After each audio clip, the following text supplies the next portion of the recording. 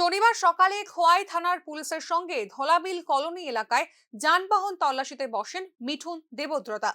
এই সময় হঠাৎ একটি বাইক দ্রুত বেগে এসে ওনার ওপর দিয়ে চালিয়ে দেয়। তাতেই গুরুতরভাবে আহত হন মিঠুন বাবু। সেই অবস্থায় অন্যান্য পুলিশ এবং ট্রাফিক কর্মীরা ওনাকে উদ্ধার করে খোয়াই জেলা হাসপাতালে নিয়ে যান।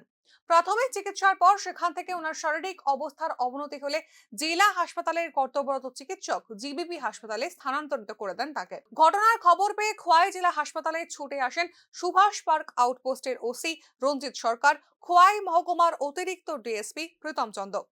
বাইক এবং বাইক চালককেও আটক করেছে খোয়াই থানার পুলিশ। ধৃত বাইক চালকের নাম আশিস দাস।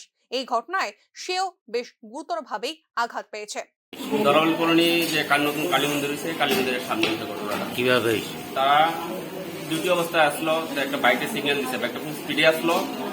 তার টিএসআর বাবু তাদের কাছে আগায় মানে আটকাইবার লিয়া তাদের বাড়ি দিয়া বাইক সহ পড়ে আছে, তাদের মাথায় আঘাত পাইছে, তাদের মাথায় হয়েছে এবং পায়ে হয়েছে, পায়ে প্রচন্ড আঘাত, মানে এখন সহ্য কোনো মতো না।